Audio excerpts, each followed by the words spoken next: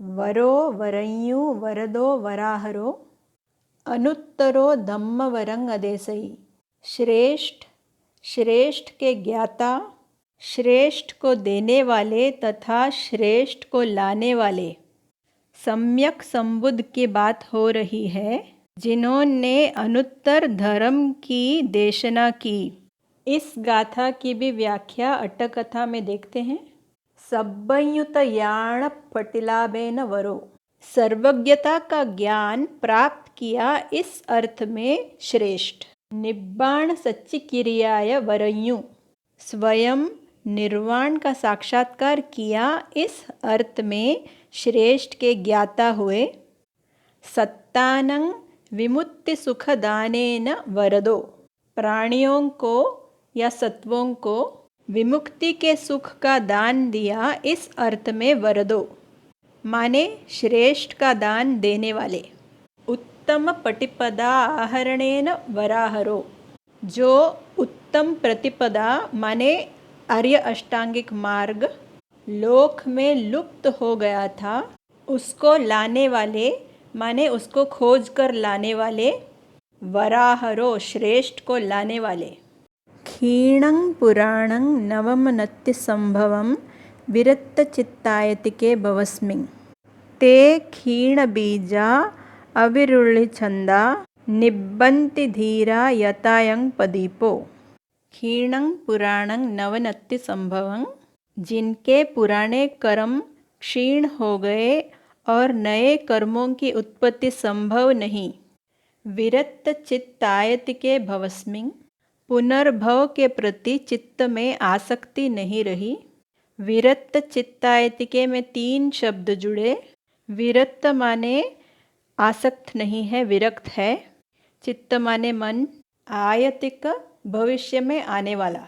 भवस्मिन् सप्तमी विभक्ति है, यहाँ इसका अर्थ है भव के प्रति। ते क्षीण बीजा अविरुळि छंदा, वे अरहंत, अरहंत अवस्था में कर्म संस्कारों के सारे बीज क्षीण हो गए। तो क्षीण बीज का मतलब अरहंत अवस्था प्राप्त व्यक्ति। अविरुळि छंदा, अट्टक कथा में बताया है। अविरुळि छंदाति विरुळि छंद विरहिता। विरुळि माने वृद्धि, छंद माने इच्छा, विरहिता माने अभाव। भव संसार में वृद्धि या आगे बढ़ने की इच्छा का अभाव, माने भव तृष्णा पूरी तरह समाप्त हुई। निब्बन्ति धीरा यथा यं पदीपो, यथा यंग में 2 शब्द जुड़े। यथा माने जैसे, अयंग माने यह, पदीप माने दीपक।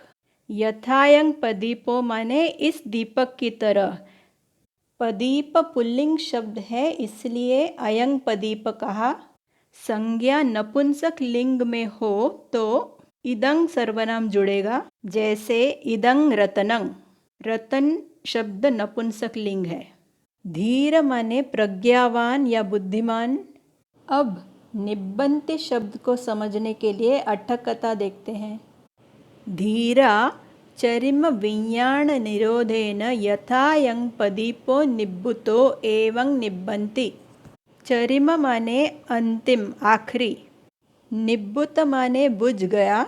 पहले बात को समझकर फिर शब्दों को देखते हैं। उस समय पूजा के कुछ दीपक जल रहे थे, जिनमें से एक दीपक बुझ गया। तेल समाप्त होने पर दीपक बुझता है।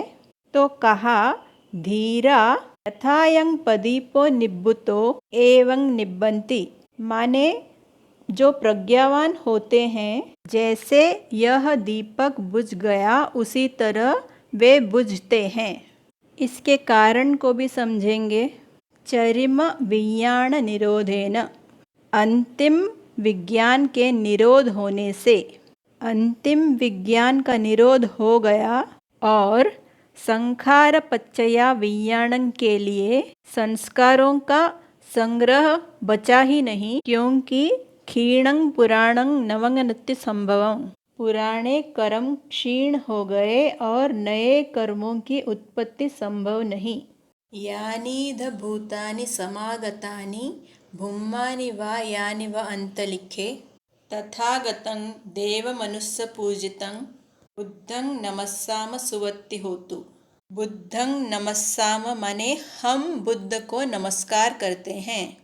एक वचन में बुद्धं नमस्सामि माने बुद्ध को नमस्कार करता हूँ।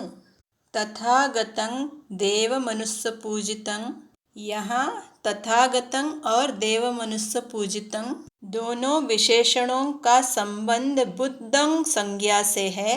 तो यहाँ बुद्धं संज्ञा पुल्लिंग एक वचन द्वितीय विभक्ति है, तो विशेषणों का भी लिंग वचन और विभक्ति उसी प्रकार होगा।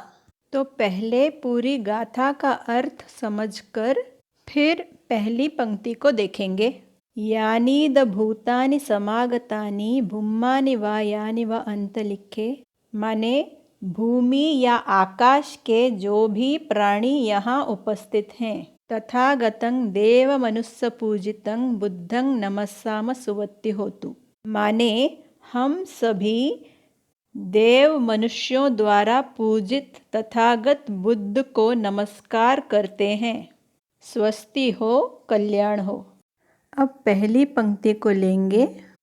ये उपवाक्य है जो अगली पंक्ति से जुड़ा हुआ है, जिसको हमने पहले ही देख लिया।